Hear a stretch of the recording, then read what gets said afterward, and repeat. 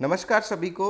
और आज का हमारा जो टॉपिक है वो है विभव प्रवणता या विभव प्रवणता किसे कहते हैं। बहुत ही इंपॉर्टेंट टॉपिक है और बहुत ही काम आने वाला टॉपिक है।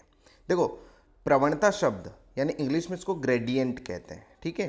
जैसा कि आपने पढ़ा होगा वेग प्रवणता या वेलोसिटी ग्रेडियंट, यानी क्या होता है कि दूरी के साथ किसी चीज़ का घटना या कम होना, वहाँ पर एक प्रवणता शब्द का उपयोग किया जाता है।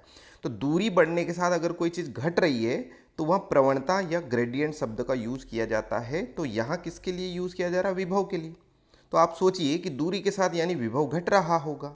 तो हमें पता है कि यदि हमारे पास एक आवेश है प्लस क्यू और इससे जो विद्युत क्षेत्र की दिशा होगी वो इस तरफ होगी, तो अगर मैं विद्युत क्षेत्र की दिशा में आगे बढ़ूं यानी अनंत बिंदु की तरफ आगे बढ़ूं, तो एक चीज़ है जो घटती चली जाएगी और वो है विभव। अब घटने के लिए प्रवणता और विभव घट रहा है, इसलिए इसका नाम हो जाएगा विभव प्रवणता। तो जैसे बिंदु ए की अगर हम बात करें जो कि इस आवेश से 1 मीटर की दूरी पर है, तो विभव किसी बिंदु की वजह से कितना होता है? बिंदु आवेश की वजह से होता है के क्यू बाय दूरी। दूरी कितनी? 1। तो यहाँ पर कितना हो जाएगा विभव? के क्यू बाय 1।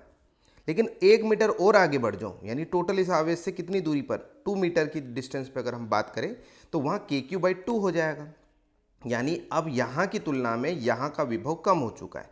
उसी प्रकार जब मैं आगे बढ़ूंगा तो यहाँ और कम हो चुका है। उसी प्रकार अगर आगे बढ़ता चला जाऊंगा तो एक बिंदु आएगा जहाँ पर विभव का मान कितना हो जाएगा? 0। उस बिंदु को हम अनंत कहते हैं।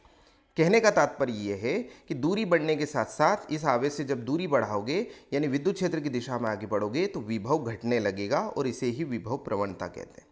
परिभाषा क्या हुई कि प्रति एकांक दूरी यानी हर 1 मीटर बढ़ने में विभव में जो परिवर्तन आएगा या जो उसके परिवर्तन की जो दर होती है उसे ही हम विभव प्रवणता कहते हैं।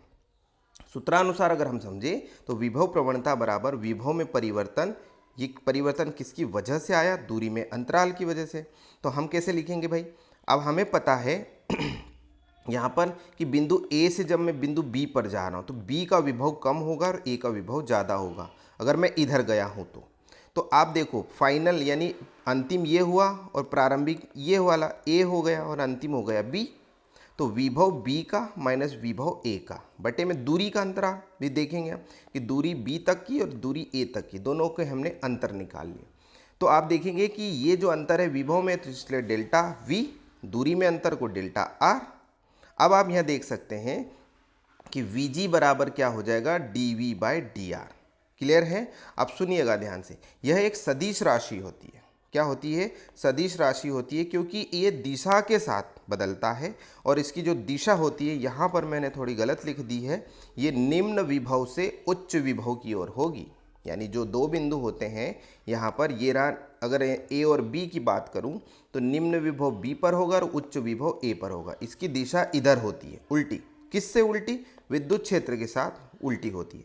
अब जब ये विभव प्रवणता और विद्युत क्षेत्र के बीच में दिशा उल्टी है यानी एक दूसरे से विपरीत है, तो कहीं ना कहीं माइनस साइन का उपयोग किया जाता है। तो आगे इस माइनस साइन का मैं आपको रहस्य बताऊंगा कि माइनस क्यों लगाया गया है। मात्रक की अगर हम बात करें तो ये dv बाई डी आर होता है। dv यानी वोल्ट और डिवाइड में मीटर, तो ये वोल्ट पर मीटर भी इसका जो है मात्रक होता है। और याद रखना E व Vg की दिशाएं परस्पर कैसी होती है? विपरीत होती है, जो कि हमें पता है।